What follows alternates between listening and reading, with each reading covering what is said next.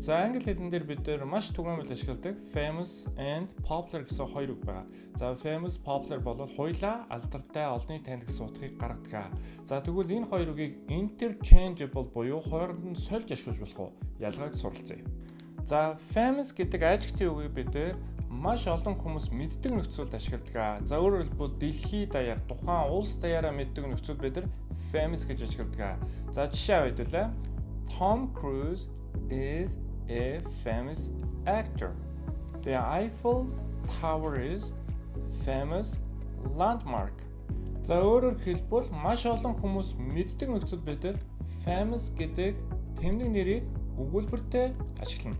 За popular бол илүү жижиг хүрээнд яригдана. За дээрэс нь хүмүүс мэдхээс гадна тухайн зүйл дуртай гэдэг агуулга хамт явж байгаа. Өөрөөр хэлбэл одоо ямар нэгэн coffee shop дээр одоо popular бол хүмүүсүүд кофенд нь дуртай учраас popular. People like it буюу хүмүүс дуртай учраас. За тэгвэл famous-аас ялгаатай нь people like it буюу хүмүүс дуртай учраас popular гэдэг санааг хамт явдаг. За жишээ авъя. The green bean is popular coffee. За тэгвэл green bean бол маш алдартай хүмүүс дуртай coffee shop гэж юм тийм ээ. За эсвэл John is popular student. John бол алдартай оюут юм. За өөрөөр хэлбэл сургуулийнхаа хэмжээнд алдартай. People like him.